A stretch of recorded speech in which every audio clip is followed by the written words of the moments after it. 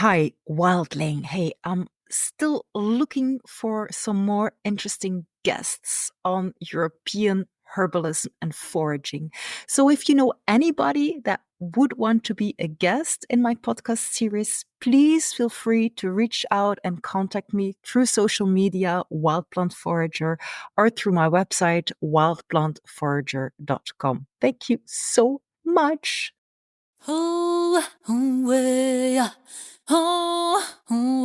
Welcome to Wild, the podcast for wildlings just like you. Wildlings who want to transform the prevalent plant blindness to collective plant wisdom. My name is Lieve Galle. I've been working as a herbalist and wild plant forager in Belgium since 2002. In those years, I've seen a lot of changes. Working with plants has become more popular, but I've also seen time is running out for our planet. As foragers and herbalists in Europe, sometimes we're dealing with different plant species and different cultural approaches towards plants. In some countries, working with plants is licensed, and in others, it's almost illegal. I believe that together we can learn from one another and be stronger.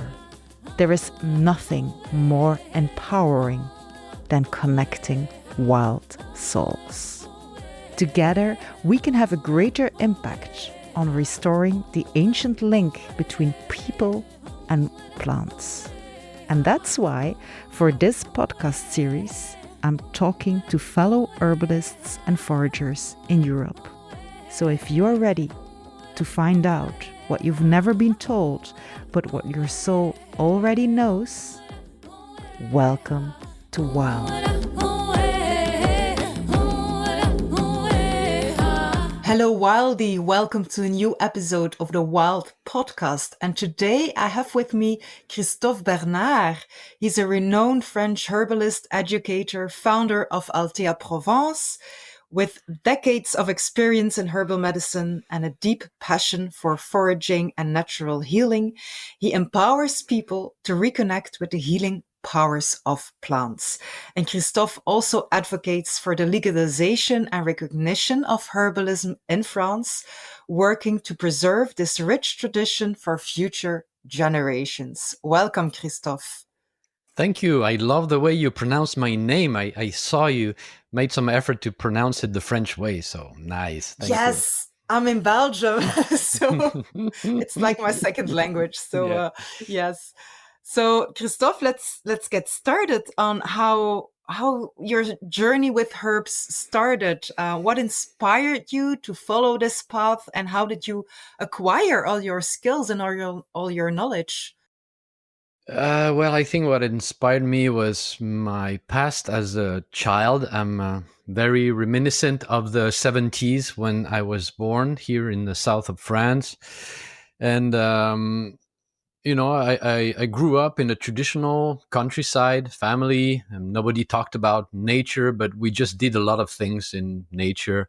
So I spent my weekend with my grandpa or my aunts or, some other family members picking lavender or picking thyme or doing decoration with wild plants. And, then it was linden season. So we picked the linden on the trees, and then it was mushroom season. And every week there was something, and I just loved it, but without noticing much because it was just something you did.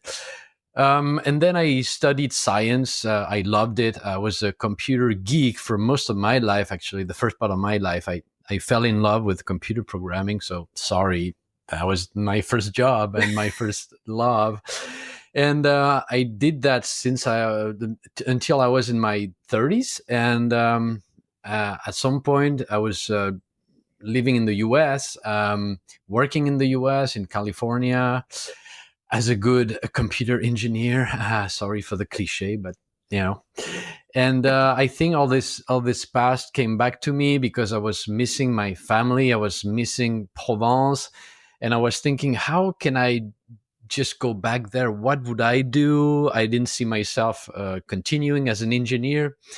And then I just one day I saw myself preparing little tea bags with wild herbs, and I'm telling the truth. It literally came out of the blue one day as I was napping on my lawn in San Diego, sunny San Diego, California. It just came to me. And then I thought, wow, okay, why not? And I bought a few books, and I'm a very manual guy.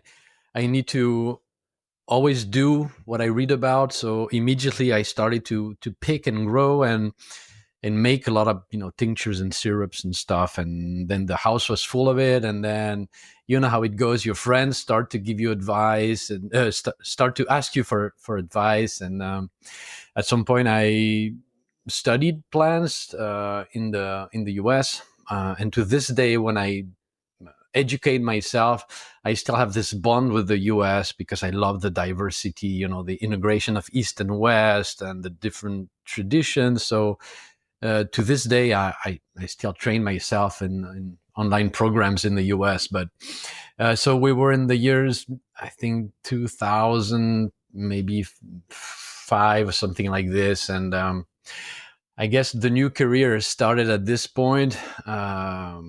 In parallel to my traditional job. And then at some point I quit the job and I went full time into herbs in a very naive way because I just, saw myself just living off of the land and picking herbs and selling them, and everything would be fine and money would come. And well, it took a while. It took a while of trying different things, different businesses. Some were total flops. I tried to open a herb store in 2017, 18. It didn't work out. Some, to my surprise, were success. I sold my seeds. I had a seed store for about 8 years, and the whole family worked on it. It was great. We loved it. I am teaching. I'm still doing that. So that's a paying side of the job. And what was the most successful was that in 2010, I started a blog because I needed to put down my thoughts. And the blog has been growing every year. And I think it's one of the most read on the French side today regarding medicinal plants. Really, it's like we have a huge traffic, and I say we because now I have a small team of people helping me. The YouTube channel did great as well, since we went beyond the million subscribers in 2023, I think, maybe this year, I don't remember. And so that public side of my activities became a real success. So I guess I kind of became as well a public figure for plants, and people came to ask me to participate in different projects and associations. And in 2018, we had a senator in France who tried to help us to legalize some aspects of our business. So I was pulled into that a bit, and so which is kind of exciting, because over the last, I would say, 4 or 5 years, we've been really working together, all the different careers, I would say, around medicinal plants, all different jobs around medicinal plants, from the pickers to the growers to the transformers, the labs, to the practitioners. We all have been created our own associations to represent this part of plants, and fighting to be recognized. And we're also talking to each other, which is a big change from the past, because we all worked kind of hidden, kind of fearful of the government finding us and suing us. For a while, it's been a little. Sometimes it was concerning. I would say it's getting better, although now I think we're kind of going back. So this whole story we're seeing all our different countries. So Sorry, as usual, as you will see, I take a lot of tangents. You will ask me a question, and I will go That's somewhere else. So, totally fine.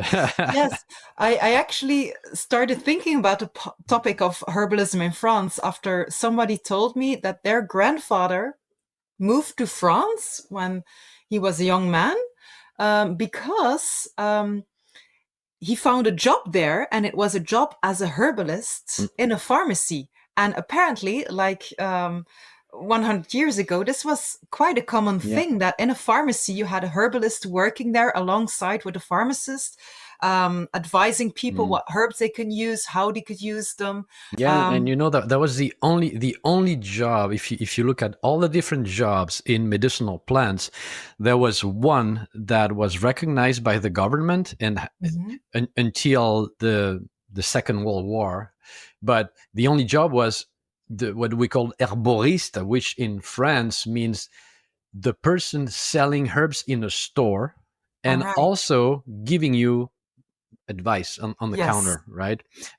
So that job was recognized. There was a certificate delivered by the government. It was under the responsibility of the pharmacist. I mean, that Hmm. certificate, it belonged to the University of Pharmacy in different cities, and so that job was recognized, and then all the others were not. But people still did it, So my job, which is, I'm going to use a dirty word, clinical herbalist. And if I say that in French, of course, I never say that because otherwise in France, clinical means of the medical profession, right? Yes, So, I think that is quite similar in Belgium, actually, okay. because I recently spoke to someone who did an education for medical herbalism in the UK. And she said, now I live in Belgium and I have a practice, but actually I'm not allowed to have a practice. The Belgian government does not know what to do with me Hmm. because, Yeah. well, my education is bachelor level. So they know that I had a good education, but they really don't know what to do with it because there is no legal framework Oh, around it. yeah. It's terrible. And actually, I mean, I know the U.S. quite a bit because I lived there, but there is no framework in the U.S. If you're a herbalist, there's no diploma, there's no degree, Mhm. official degree that gives you rights, right? But the system tolerates you more or less, and I would say in France today, there's certainly not any diploma. That's for sure, and the naturopath paved the way, I would say, in starting from the 70s and 80s. And today there are lots of naturopath in different cities in France, and that's quite popular. The schools are well known, and so they kind of paved the way. We came way after that, and of course we have a slightly different practice. We Mhm. herbalists. And what we're trying to do today through associations that look like the American or the guild in Quebec, the American Guild of Herbalists, or the Quebec Guild of Herbalists, we're trying to say that we exist and we can be trusted, and we put a very high bar to the quality of our work, and we're not doctors, we're not pharmacists, and we know our place, and that's we're just starting to do that. Yeah. Yes. What I'm also wondering is what you said, that there was kind of a discontinuation of the legalization of the profession herbalist during the Second World War. What exactly happened there? How? Yeah, it should have gone way before that. It's because in the 1800s there was constant wars between the lobby of the pharmacists and the lobby of the herbalists in Hmm. France, right? Hmm. And again, you have to remember that we're talking about the job of the person who sells herb at a counter. So it looks like, it's related to health, and you sell herbs, and yeah, you compete with pharmacists in a sense. I mean, indirectly you do anyway. So the pharmacists never tolerated that. So in the 1800s there was all kinds of pressure on the government. but the government didn't cede to the pressure, didn't do anything. And then finally they did under Maréchal Pétain during the Second World War. The lobby of the pharmacists finally obtained what they wanted, but everybody's saying it should have happened before, because it was such a long cycle of pressure that it's a miracle that this job could continue till that point. And then at that point, the government didn't deliver certificates anymore, so the herb stores for a while were mostly I would say managed by pharmacists, but even that is a simplification, because a pharmacist has to have a traditional pharmacy along with the herb store if he or she wants to have a herb store. So it's quite a mess. But what people started to do is that we have a law that allows you to sell about 140 plants. They've been taken out of the pharmacist lobby, if like you want. free plants. Yeah, right? that's right. I talked previously with François Couplan, and he told me the same, that you have this list of free plants that can be used. So we have, I think it's 138 today, and we're going to have more because our associations have been working toward obtaining more. However, here's the condition. You sell them without any indications. Yes. Right? So I sell you nettles, and you say like, well, what is it for? And you're like, nettles. Yes. Well, what can I do with it? It's nettles. Thank you. So, of course, nobody does that in practice, because we're here to serve our customers, to help them. So, yeah, if you go on a market and you have the small producer who's been picking his, nettles, and it's got a big bag of nettles, and if you ask her or him, then they will say it's full of minerals, and it can probably help you if you have joint pain and inflammation, and et cetera, et cetera. So it's a very hypocritical system, because everybody knows it. Everybody knows that you cannot do your job if you don't give indication. It's the same in a herb store. So you have herb stores today that are open and managed by non-pharmacists, but they're not supposed to give you indication on all the plants. And it's that's pretty similar to the situation in Belgium, actually. Like, even if you have like a herbal tea, a tisane, and it says like evening tea or something, they're already they're not so happy with this, because it indicates that it helps you to get a better sleep. And it's kind of confusing, because at one point the government seems to say herbs don't work, and on the other side they say herbs are dangerous. So it's kind of and here in France we have such a tradition around herbal teas, infusions. When I was in the US, we were working mostly with tinctures, because I mean, it's so rare that you do teas, exception with the famous mineral infusions with nettles and all that, and Susan Weed and Rosemary Gladstar and all those people who talked about it. But otherwise, it was mostly tincture formulations. And here in France, we do a lot of work with tea formulations. I that's how I create my formulas. On it's per liter, and I have people weigh each herb and make their own mix for a month, blah blah blah. I mean, that's how I work. I work with, of course, tinctures and capsules, but I like working with teas. So that's one of the laws, right? Leaf. So hold on.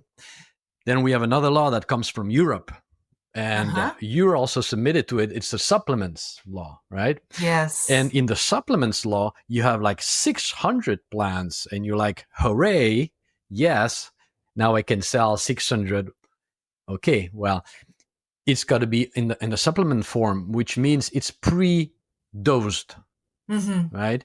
It cannot be bulk. So if it's a powder, it comes with a little scoop. If it's a capsules, then you have to say 3 to 4 per day. And if it's a tincture, you have to say 60 drops twice a day. So the supplements law applies to supplements, by definition, they need to be pre-dosable.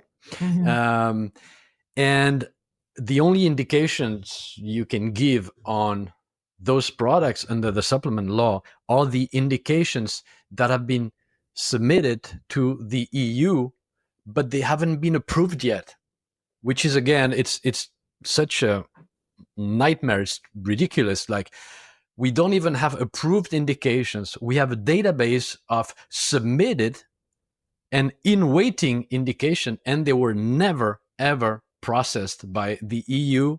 They were never looked at. They were never approved. So in my country, in France, when you have the government doing a check on your products, right? So you're selling a tincture, and it's Escolcia tincture, so Escolcia California poppy. Yeah, you can sell it. It's listed in this law, and maybe you want to put indications on this little bottle. Well, if you do, they will check it against the list of submitted indications that even haven't been approved, and then they will use their own judgment, and then depending on the controller, they gonna make a decision different from another controller. They're gonna look at different database. It's crazy. So the people selling the supplements, either you're a big lab with lawyers, or if you're a small maker, then it's very complicated. You almost have to have a lawyer helping you to make sense out of it. Yeah. And you know what is really funny about this? I see with people in Belgium, they think about France as the promised land for herbalists, because we think about fields full of lavender. Oh yeah, we do have that. These artisan markets where people sell their herbal soaps and everything. But they always surprised when I tell them actually the status of herbalists and the legal status of herbalists in France is pretty similar to in Belgium, and probably even stricter. It's very, very strict. But the difference, and again, welcome to France.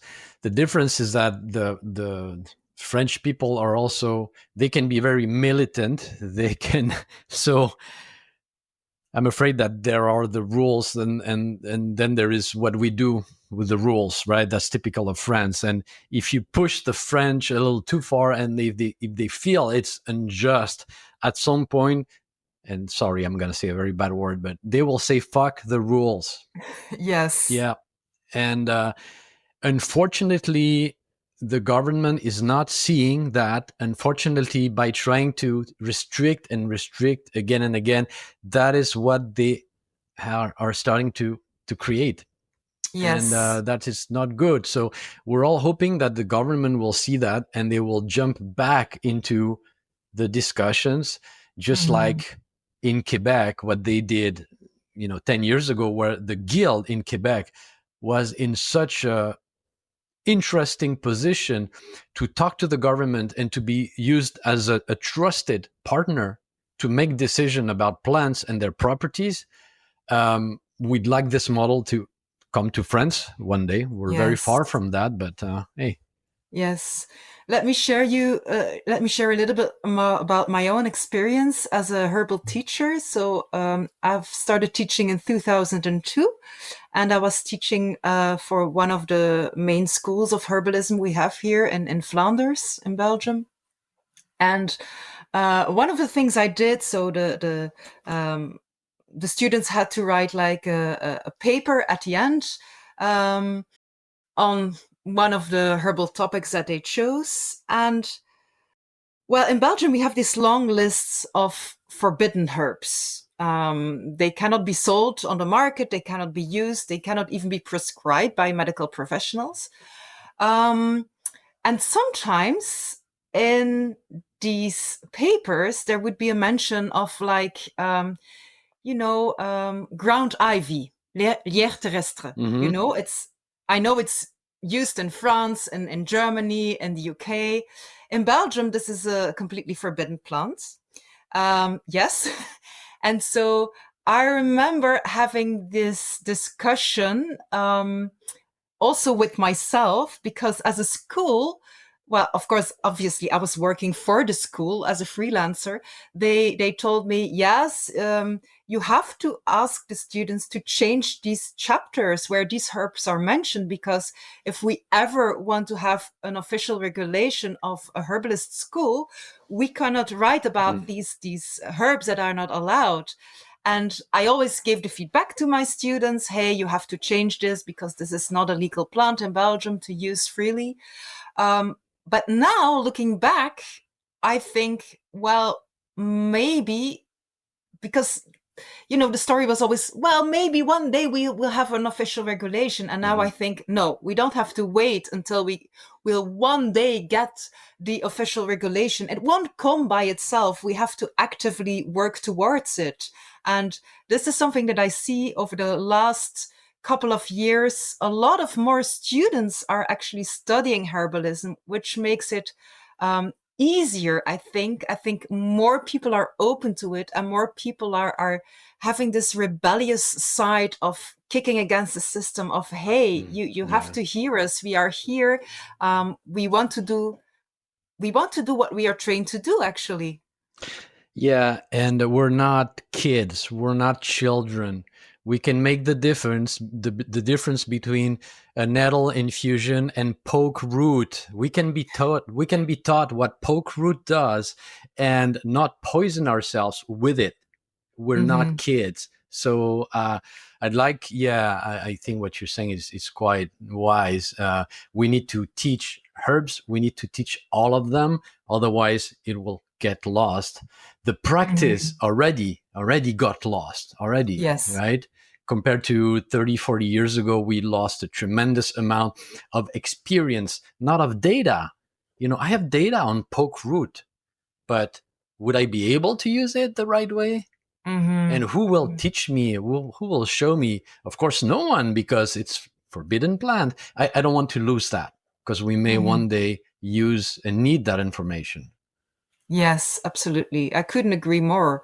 And it's it's kind of funny how things change over the years, because I see more and more herbalists becoming more rebellious, putting more question marks to the whole system. And actually, what I was wondering, because I have been interviewing quite some herbalists throughout Europe, herbalists in the UK, in the north of Europe, in the south of Europe, in the east of Europe, and in the middle of Europe. And what I see is that, like, every country has their own regulation. In some countries, it's like borderline illegal to practice, like in our countries. In other countries, there is an official license. In other countries, it's not licensed at all, because everybody is still doing this. They may not even have a word for herbalist, because everybody is still doing it. Like, you don't have a word for a bakery when everybody's still baking their own bread. And what I'm thinking is, there is a whole area of diversity here, but should we actually connect more and exchange experiences and exchange, talk about our activism together? This is a question I'm asking myself. Oh yeah, well, you're starting to do that with your podcast, and I participated in an initiative from the UK with UK practitioners that are starting to do that as well, and reaching out to different countries in Europe to share knowledge and see how we could help each other. I think the point they made was, during the COVID pandemic, those who had a rich network could very quickly connect and get access to very useful resources and herbal resources. And there were many reasons to connect, but one is strength in the numbers. And so, yeah, I would be all for that. And I think we can also share best practices regarding how we work. We try to work with our respective governments, those that are still open. But, also what I was thinking as you were talking is that in the countryside, simple families, they have always used herbs. In my countries, always, in your country as well. Nobody told them they had the right to do this or that, right? They didn't care.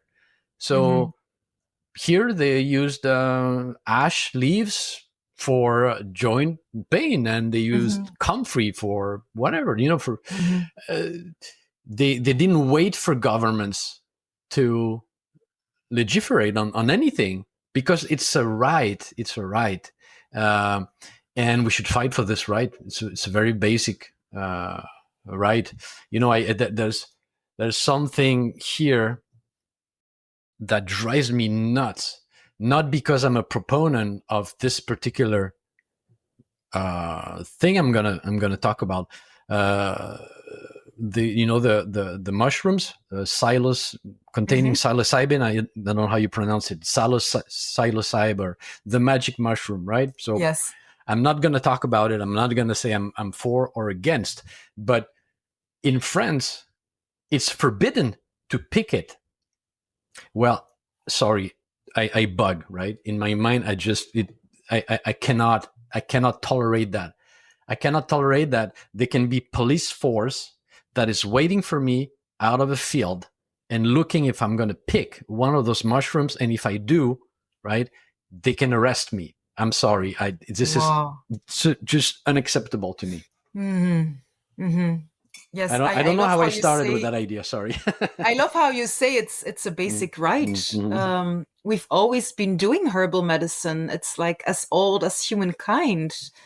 So it's really strange to regulate it so strictly. And I think one of the culprits is that, at least in Belgium, because we don't have like an official license, what happens is that there are no herbal education system, like herbal schools, that are licensed. So we even have schools now that say, well, if you just do 3 evenings, you can call yourself a herbalist, which is it's rubbish.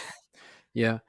And that's why we could wait for governments to pass laws and to manage us, or we could also get together in associations and trade groups and set the bar. And I think the guilds in America, in Quebec, these are the 2 models I know, they've been putting the bar very high, because if you do this work, you want to defend this job that you're doing, and you want to show the world that you can be trusted.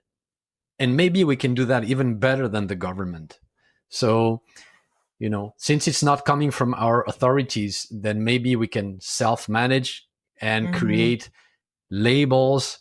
Of course, there's all kinds of risk of the profession sort of being biased toward itself. I'm aware of that, but mostly what we're seeing is that it's a group of people who will set the bar very high and will deliver stamps of approval that can be trusted. So I have a hope that this model, in a first step, can show the government that we can be trusted. And once they see that, then they think, so maybe we can work with those groups to set up a national label. Just maybe, right? What would be your advice to young people who are just starting to study herbalism, or starting out to practice or to work as a herbalist? Wow, so many messages I would have for them. Number one is, your best teachers will be your clients, or if you can call them your patients. They will teach you. You're right out of the school, you're green, you need to ripen, you know nothing. You literally know nothing, right? Oh yeah, you think that St. John's wort can cure depression. Okay, go work with that condition and come back to me in a few years, right?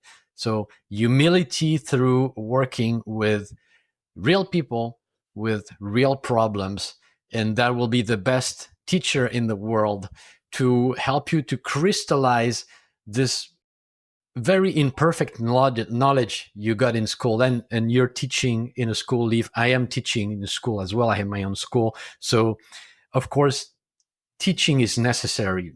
The passing of information is necessary, but then you're just beginning. You have this information, you need to throw it out there and see how it bounces back. And that's how you will learn. Number 2, you need to make money. I'm sorry, you need to live. How will you do that?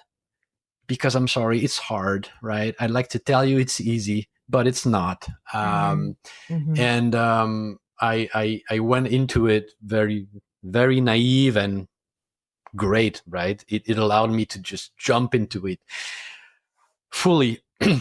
But you need to make a living. And the model that kind of works is to be multi-activity. So if you want to practice and do consultations, then that will be one leg of your practice. But you will also need to teach, and you might also need to write for a magazine that pays you, and you might also need to blah, blah, blah, blah, blah, maybe work in a store. And so get ready for that, right? I think we need this new generation to come and to really own the resource preservation issue, right? I'm trying my best, but I still have my old biases of the 2000s when, full boom of herbs and adaptogens, and I was in the US too, so herbs from all over the world, whatever. Sandra, you don't grow it here, fine, you will, we'll get it. And we had Chinese medicine, we had Ayurvedic practitioners, we had everything. And so it was a different era. Now I think we're getting into a period where we really need to think about availability of the resource and replacements of certain plants. Here in France, we've been talking a lot, for instance, about how to replace adaptogens. And I'm like, wow, that's quite interesting. I mean, thanks God, we can very easily grow our own adaptogens like ashwagandha, and now we have ashwagandha growers here in France. So that's fantastic. But is there something that grows locally in our ecosystem that we could use? So here in France, we started to talk about maybe angelica root, or can we do something with a mix of gentian and angelica and some aromatic stimulant herbs? And so I like it because we have the opportunity to write a new page of the herbal practice, right? So this young generation, I think, is going to be very exciting to them. They are carrying a lot on their shoulders because, unfortunately, we've been telling them, this mess out there, we did it. Now you own it. Go figure it out. So it's I think it's such a weight. It's crazy. And we've been passing that to them. But so I'd like to spin the lighter and happier side of it. That is going to be full of opportunity as well to reinvent ourselves, and herbal practice belongs to that. That is such a good advice that you're giving here. I wish I had that kind of advice when I started out. It was a long time ago, but yes. We belong to the old generation. There were like almost no professional herbalists in the whole of Belgium. There was like almost no one to look up to or to exchange views with or ideas with. So I really like how over the past years it has been really growing a lot. Yeah, and me, I'm so grateful that I was well connected in the US, because the US has lots of elders who started in the 70s, and people who have the maturity to give us those messages for the future. I'm a big fan of the David Winston and of course Rosemary Gladstar. I mean, all those people have been very inspiring to me. And we have a few people here in Europe. Maybe they are a little less vocal. Have you been interviewing Henriette Kress yet? Or? Yes, I Yeah. have. Yes. Right. So, but yeah, I think we now need the voice of the elders to help us write this new page of the herbal practice. Mm-hmm. Mm-hmm. Yes. So you have started your own school, Althea Provence. This is one of the most poignant questions for me. How easy is it in France to have like a good quality herbal education? I mean, there is your school. Are there any other schools? Oh, How yeah. many schools? Is it like a very common thing? How is that situation? We have a handful of the old herbal schools. They were mostly created in the 70s and 80s, some early 90s, I think. And they teach traditional French herbalism. It's very solid education. Each of the school has their own particular spin on it and style. Mm-hmm. For instance, there's a school in the south of France who has a Chinese medicine view of the practice, as an example. And then around that, you're starting to see a bunch of smaller schools creating new curriculums, but that's fairly recent. Me, I started in 2015, and I brought a very not weird, but I brought my unusual baggage with me, which was a mix of American plus French that was different back then. It's still different today. And I think the new schools that are starting to appear, they all bring their own style to it. Some will specialize maybe more in women conditions, and some more on naturopathy with a herbal spin. And and me, I've been focusing more on working with real problems in real people, which I see it almost as where the traditional French schools stop their curriculum. That's where I take off, and I take the students to the place where they can practice over the month, and to not diagnose, because of course forbidden word, but find the strength and weaknesses of the person, formulate a program, and then refine and iterate throughout the month and sometimes the years. So but yeah, so as a summary, a handful of schools created in the 70s and 80s, and then maybe very recently a bunch of new schools starting to appear, but fairly recent. What I'm wondering also is, do you see a growing number of medical professionals following your courses, like doctors, nurses, pharmacists? So people doing my classes, my courses. I've had doctors and pharmacists and vets as well. That's a French word. Animal doctors, so yes, veterinarians. Yes. So people from the medical profession.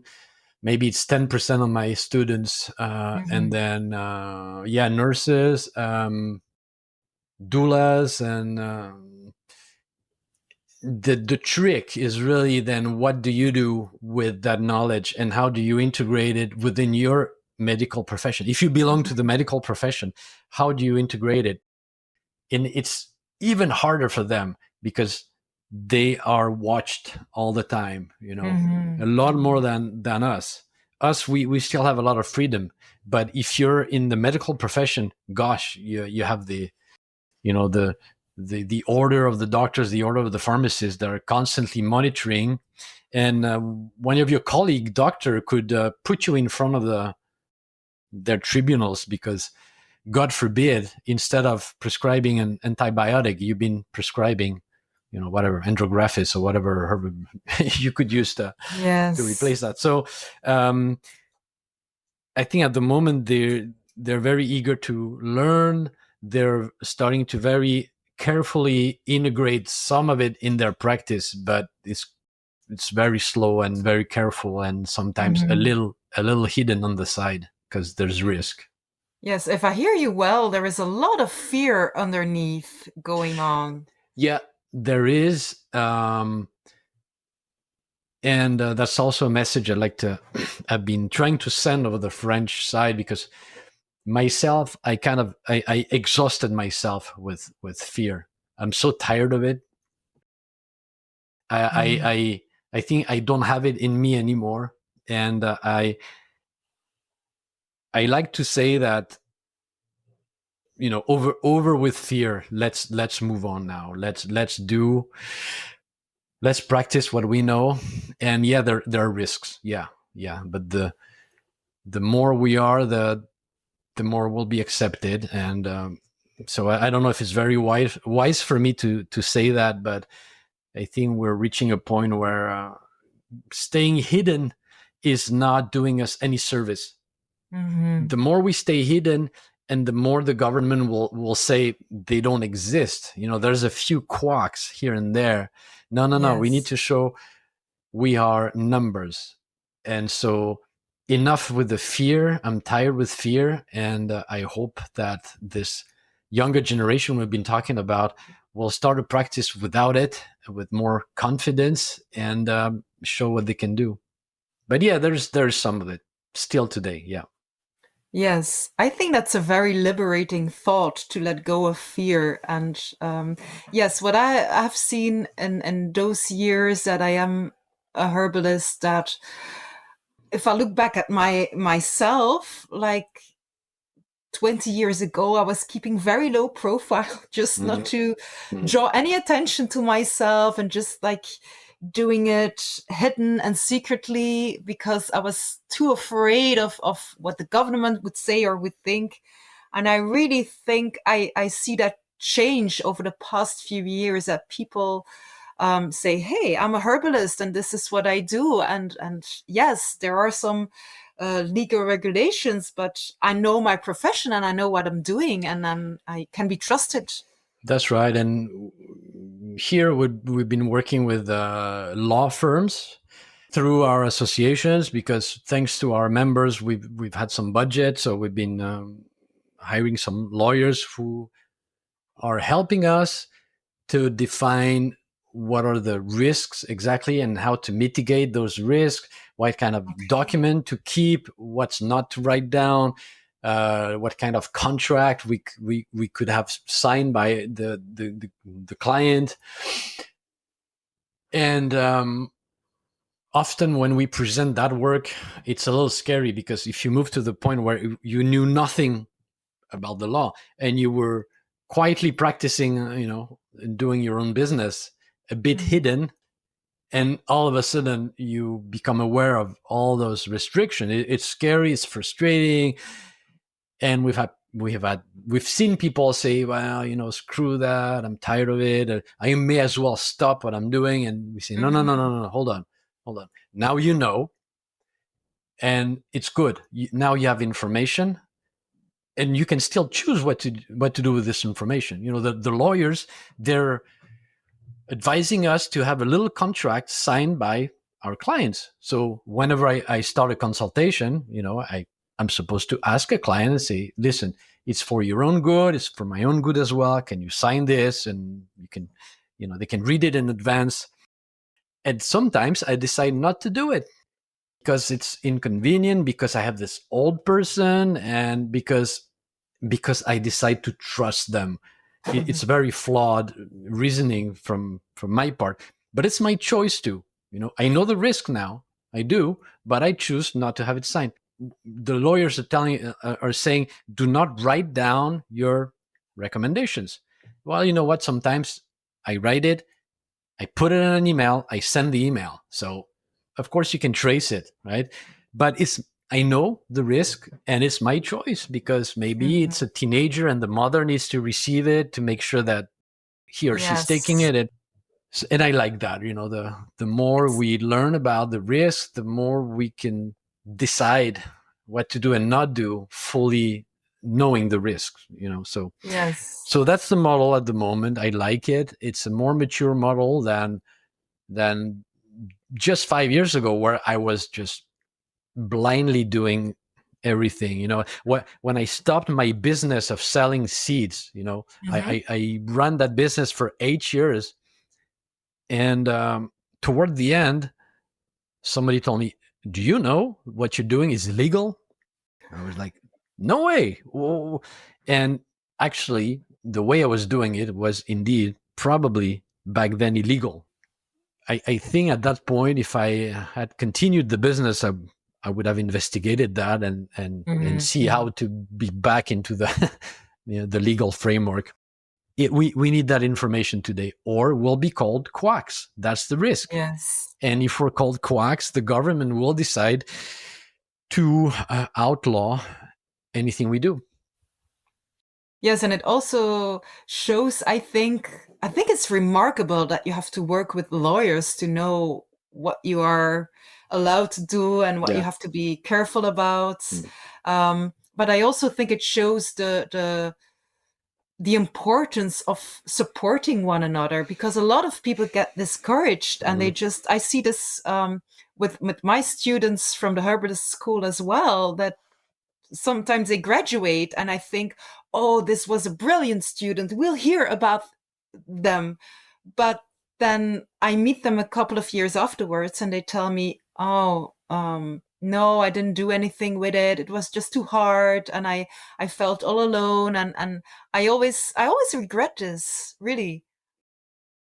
Yeah. We need to show success stories, I think, that will inspire people and see that it is doable. But now, I want to do it in a realistic way, because it's not easy. You're not going at it for the money. If you could get to the point where you're making the equivalent of a minimum wage, then good. Are you paying your bills? You're paying your bills. Good. Because you're doing the job you love, and that's a first good step. And then connecting and encouraging ourselves and protecting ourselves. To one of our associations here in France for growers, the people growing and selling on markets, when they are being controlled by the government, they have a number of people they can call right away, and these are more senior people usually, or people in their region who also know the laws, right? And they will come right away and they will be present during the control. And it's great, because I'm not alone, facing this aggressive government person, because usually they're some are nice and some are a little aggressive and threatening. Well, now I'm not just by myself. I've got somebody else who also know the what I can do and not do, and the gray areas, and who will be here to support me. And I thought it was a great idea, and maybe we should all do that. That's a very good system. It seems very reassuring to have someone that has more experience than you around when you have this inspection. Yes, totally. Yes. Wow. All right. So if you would think about the future, like in 10 years or maybe in 50 years or in 100 years, how do you see the future of herbalism in Europe? I think, first of all, it's a celebration of our diversity. It cannot be centralized. It cannot be one big European system and regulation and style and curriculum being pushed down, into the different regions. I think all the countries, all the regions, they have their richness and diversity. And so what I'd love to see is this richness of practice, and this patchwork of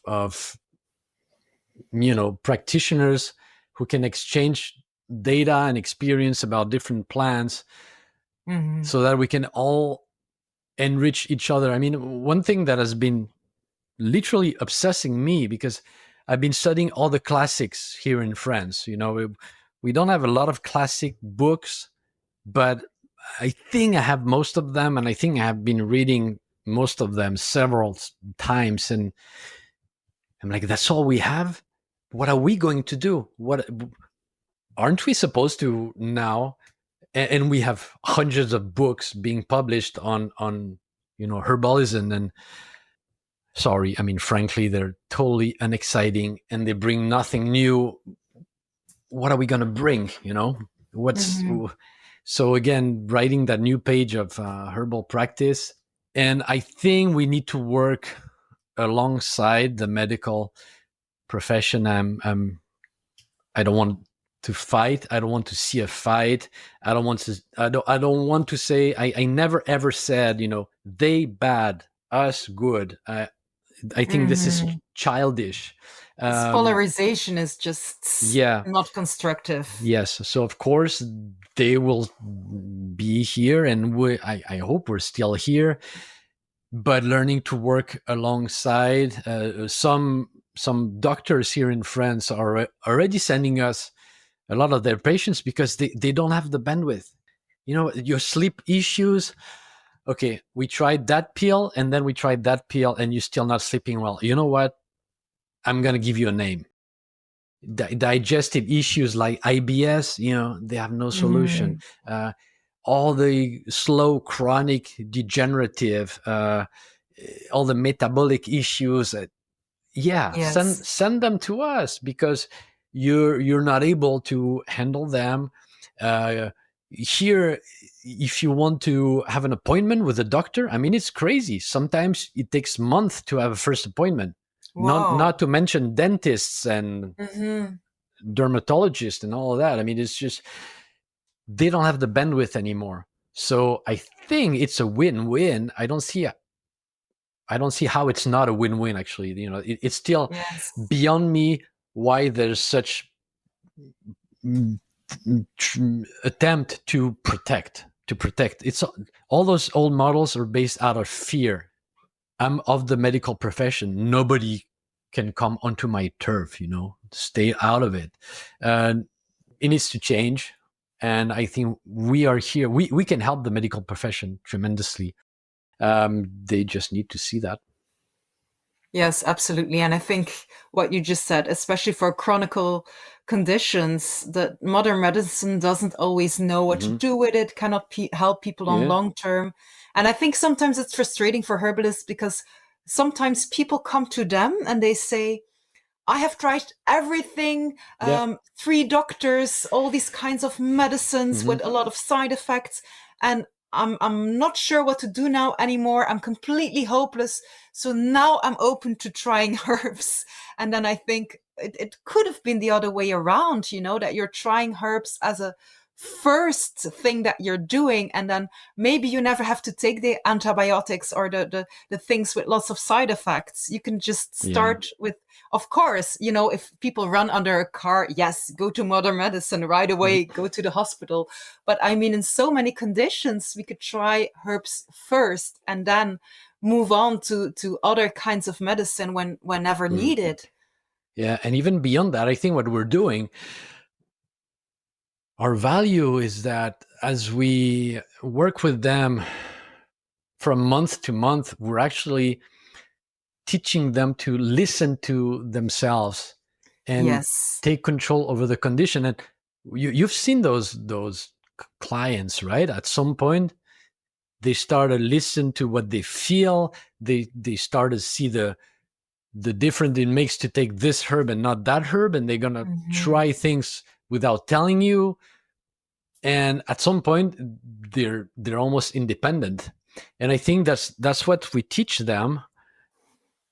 Yeah, sorry, it's a messy thought process in my head, because I have so many things I'd like to say, like the fact that we don't know in advance what is gonna work, which is the most frustrating thing in the world.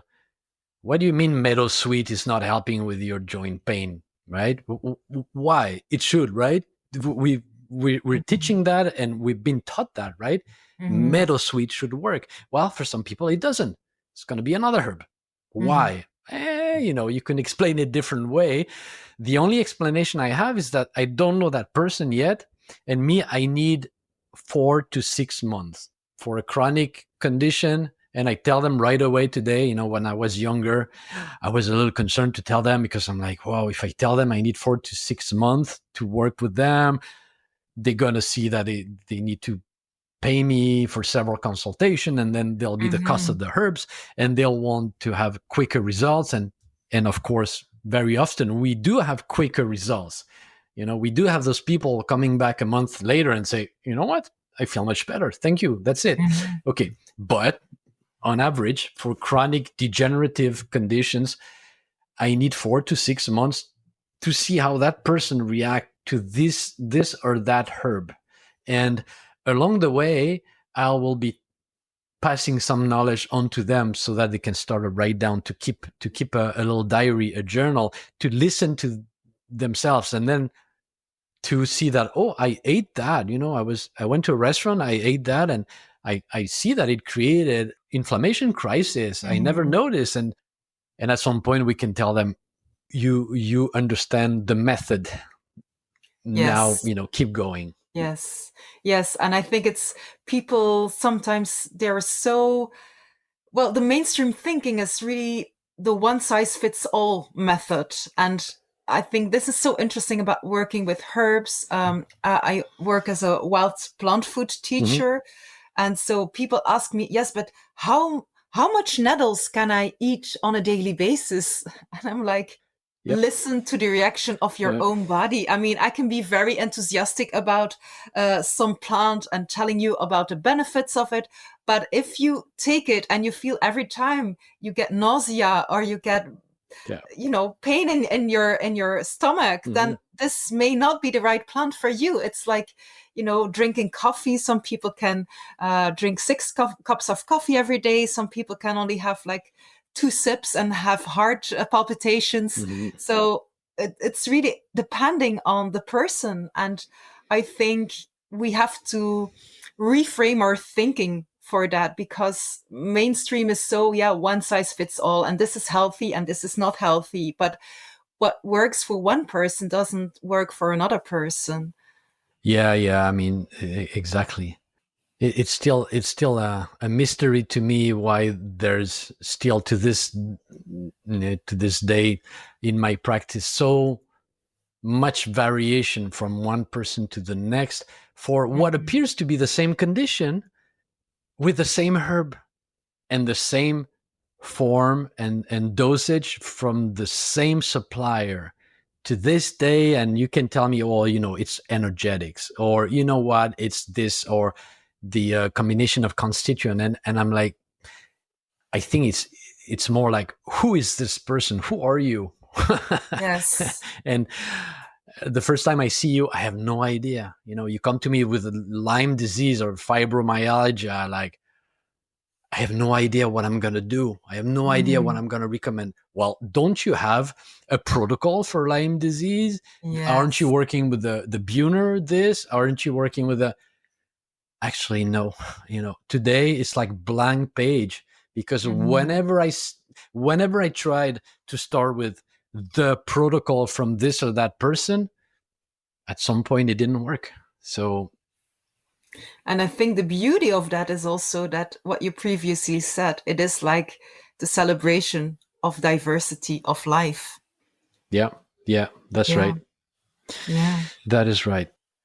Is there anything else you would like to add, something we haven't discussed yet, but that you really want to spread the word about?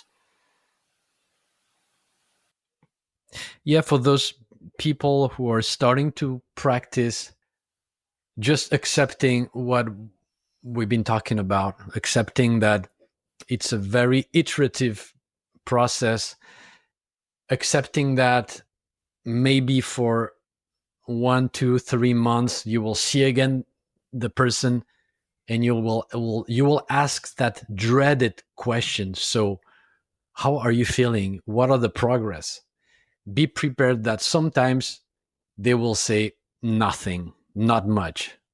Be comfortable with what you're doing. And I'm saying that because I went through it in my first years of practice. It is fucking uncomfortable. Sorry again.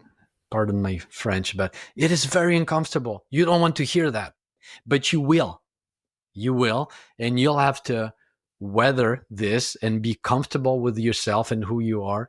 Mm-hmm. And that will teach you some very valuable lessons. It didn't work. Why didn't it work? Okay. And then move on to the next step. I wish I had somebody who had told me all of this when I started. And also for the future, I'm going to send this cry for help is everywhere we need to have apprenticeships. Mm-hmm. I wish I had been an apprentice of someone when I started.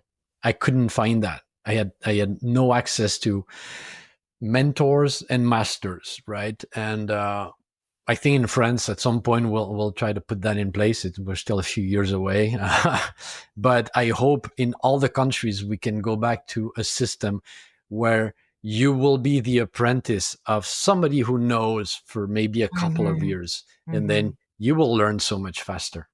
Yes. Meanwhile, accept that you don't know. All right. Thank you so much, Christophe Bernard. So if people want to learn more about your work, about Althea Provence, where can they find some more info? It's all centralized on my website, which is www.altheaprovence. I think we'll spell it out right on I don't know if we'll put it in the show notes. In the show notes. All right. .com. From the website, you can see my YouTube channel, which of course is in French, so I'm not sure it's going to be of much help. You can ask us some questions through the contact forms and post comments and questions below every article, and me and my team are here to help you. All right. Thank you so much for this wonderful conversation. Thank you, Liv. Thank you, Wildling, for listening to this episode. I hope to see you back in the next one. And in the meantime, keep powdering your nose with dandelion pollen. A warm thank you for listening, Wildy. Are you feeling a wild itch after this episode? Well, just head over to wildplantforager.com and feel free to connect with me on social media. I'm looking forward to the next episode. I hope you'll be there. But for now, just go outside and follow your wild heart.